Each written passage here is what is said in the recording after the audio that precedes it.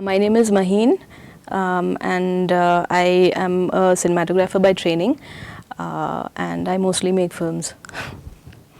I don't know if I make good films, but I feel very good while making films, so yeah. It was like a slow process over a period of time, but I think that by and large, mm, uh, by the time I kind of uh, got interested in it, it was already digital technology had come in, and it had become more easier to shoot films. And the other thing was that while there were many films that were being made, whether it was commercial or whether it was art house films, it was difficult to see our lives reflected in those films, like in that cinema, because it always seemed about some other people who were very far away from us. And so there was like also a kind of like a cultural vacuum in that sense that what kind of cinema was really coming through, and with that kind of concern, I mean, like a lot of us started to get drawn into making cinema and of a certain kind. So yeah, it was like that. And I mean, like art is something, it has various forms, but I think cinema kind of gives you that kind of broad canvas on which you can get so many different art forms onto the same board. So that's how we kind of finally ventured into it, because if you have literature, then you have to be read to be able to understand that. If you have music, then it's just that one kind of thing, but if you have cinema, you can have all of those things in it. So like I already said, like the commercial cinema was such that it was after a point really so misogynist and so casteist and so homophobic, and it was really so I mean the depictions were so stereotypical of women, of men, of queer people, of trans people, that it after a point you just feel that I don't want to get bashed up anymore, and I don't want to go to a film anymore. And unfortunately, for at least our commercial cinema and also all over the world, they kind of thrive on formula and stereotype to become successful. So yeah, that was something that was like the not wanting to do that, but wanting to do was also to look at stories of resilience and of stories of hope, and stories of strength of women and of children and of people of different backgrounds, and to look at those lives and to find an aesthetic that was appealing and in some senses also validating those experiences. So I think those were the two kinds of cinema that we didn't and did want to make. Actually, that's the other thing about cinema, that it's a very collaborative kind of a medium. I think that the divisions that we see in many of these things are artificial divisions, and it takes a lot of effort to keep those divisions there. Otherwise, it's like the people who are involved in making films, I think they don't really only see that they have to do that one particular bit. It's creative, and it is technical, and it's a lot of labor. So all of these things kind of come together and merge into every aspect of making films. So that is one thing that is that I have like personally never understood about why there is so much of and none of them are rocket science. So and I'm sure if they were also, we would be able to do it. So it's just more like it's you slip in, slip out of roles, even if you don't exactly like have like a particular kind of set norm or structure to follow. Yeah, I would think that it's been one of the most enriching experiences of my life, because while there is I think all the training that we get as people who are technical and as people who are creative, at some point we have to also question the basis and the parameters on which that training comes to us. It imbibes a certain kind of like what we see in normal life. It has a lot of those biases embedded in it, and I think that when we work in Ektara, then those biases need to be questioned about what kind of gaze you apply to your image, what kind of perspective do you see things in, whose voice are you appropriating or not, and these are all not just these are not just questions of, say, aesthetic and beauty. They're also questions of ethics. And each time you have to place a camera, I think you go through that whole set of questions. And working with Ektara and collaborating with communities that belong to different, I mean, like to the working class, to different marginalized people with different marginalized backgrounds, it teaches you that how poor actually cinema is. And we've lost so much of richness because we haven't been able to imbibe the diversity of that aesthetic. So for me, and when you come together as a collective, when you come together with collaborating with people, I think each of us becomes taller than we are, and our work shines brighter than it is.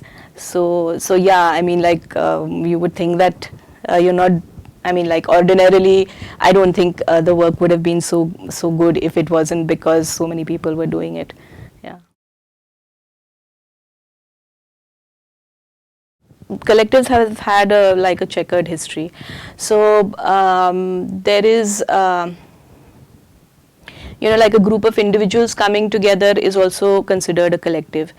There is also like people define it in several different ways, because there is like the word itself has an idea of inclusion that people think that they can use for a lot of things, but really the thing to think about is whether these kind of collectives or whatever, in the spirit of what they do, how are we able to achieve that collectivism as such. So so while we would not at all say think so much about auteur, that being like a singular entity that guides, when we think of like a collective, would that mean that a group of auteurs could make a collective? Would the spirit of a collective be able to come out of something, of an entity which is so hierarchical and structured in any way, in any case, or is the collective something that you're able to kind of merge and integrate various visions to be able to convey something that is true to each vision that has come through? These are questions that I think none of us has really got an answer to or sorted out. But yeah, as I mean, I think in terms of the process by which you make films, in terms of like the values that you hold in your film, all these would finally go into really building that collective. And while I think those attempts may have been would have been made earlier, for whatever reasons, there would have been reasons for why they would have worked or wouldn't have worked. So I think that while you can take lessons from what has happened, and each time something like this comes about, I think you just have to keep working and trying to find the right way to be a part of a collective. Something that allows you not just a space to express, but also to collaborate, also to be able to work in the sense of, I mean, this is a big word, but in terms of like equality and and things like that. Yeah. Each process of making a film in Ektara is slightly different from the one. I mean, we've made 2 short films, a feature film like Turup, and we've shot another film recently. So the process, I think, more than having like a a set framework it has a set discipline, and the discipline and the how do you say, that discipline comes because there is a hierarchy of work. There is no hierarchy of a person who is doing the work. And so when that happens, the goal becomes kind of similar in the sense that everybody wants that work to happen, and that work has to happen in a certain way, because very firmly also Ektara films are based in a particular ideology, and that and the belief in that ideology becomes important for you to make that cinema. These are really the foundation stones of how we would want the process to be.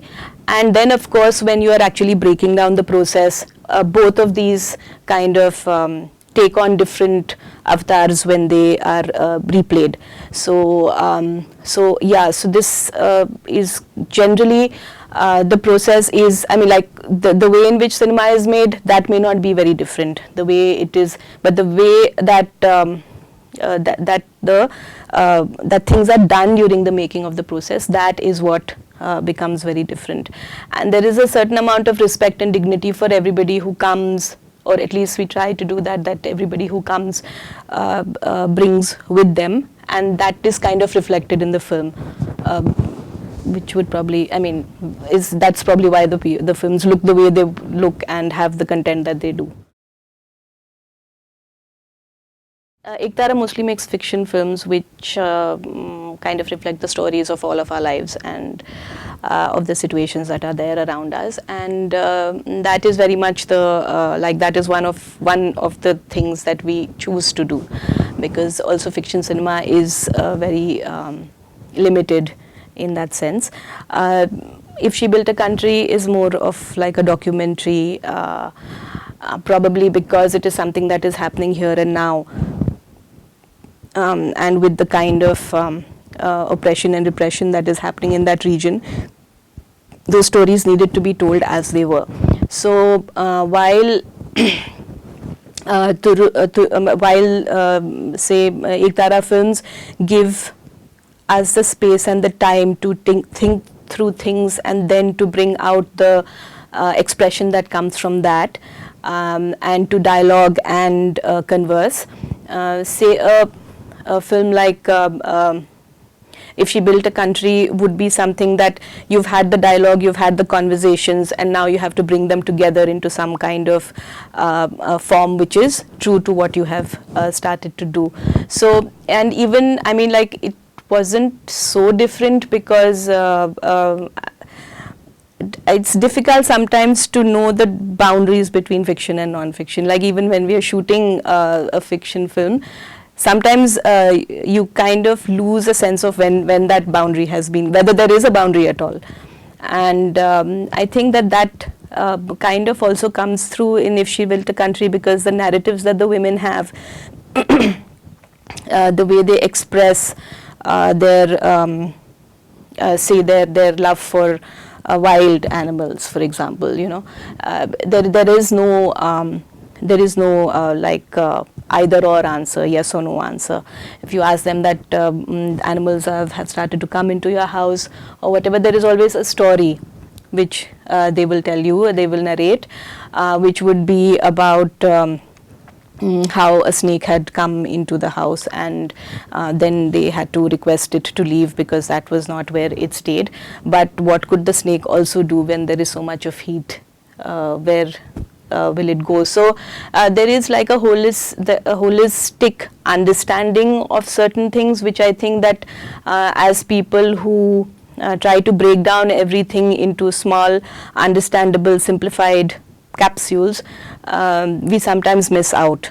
the wholeness of an understanding. And that is, I think, the most special thing about If She Built a Country, the way in which the women have narrated to us the situations that surround them, not as bullet points, but as part of like a dialogue.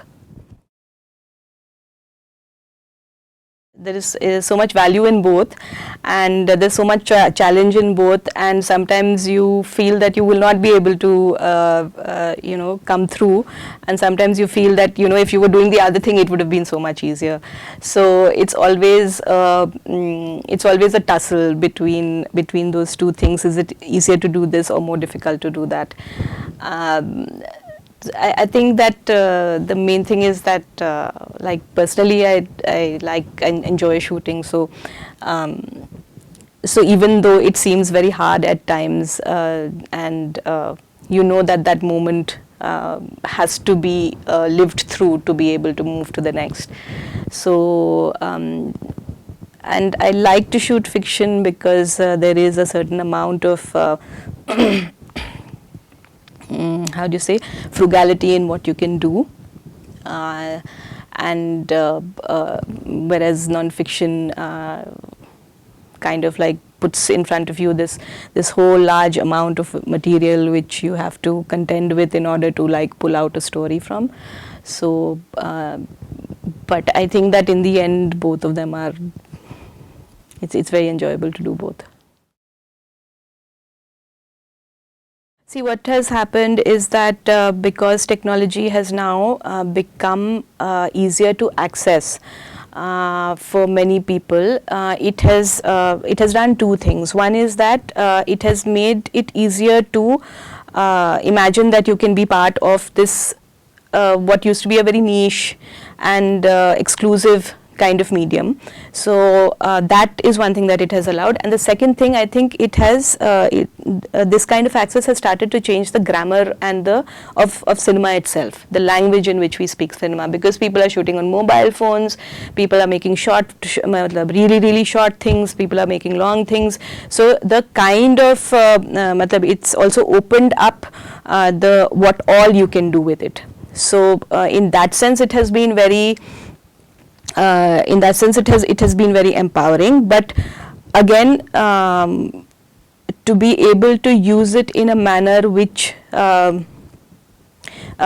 can be effective, or which is able to bring out the principles or the values that you hold dear as a person, or the politics of it, and those are things I think that we still need to a little bit grapple with, because you really have a lot of random stuff that's going on. Just as you feel empowered in expressing things in a certain way and to tell certain stories which say are more which offer more dignity to people, there are also people who are doing exactly the opposite. So but that is something that we will always have to keep contending with, and we will also need to, I think, develop new new ways of interacting with audiences. The set way in which we used to do things, or the romanticizing of cinema, the way it used to be and the way it has become now. I think that those questions are more theoretical, but and are interesting in their own right. But right now, here and now, I think we are in a place where we can influence and be influenced, and so we'll have to make the choice about what position we want to hold instead of trying to be objective all the time, and put forth what we believe also forward, because unless we do that, that one validation goes missing, and if it goes missing, it affects a lot of people, because it's not just like one person saying it, or it affects the whole community. And I think that it's also breaking, the accessibility is also breaking the who has access to it and who can do it and who cannot do it. Now, because it is within reach, we see so many more women who are making films and who are able to use that technology to and do very, very creative things with it. So so it hasn't remained like something that, you know, is the ivory tower of I don't know, patriarchal setup.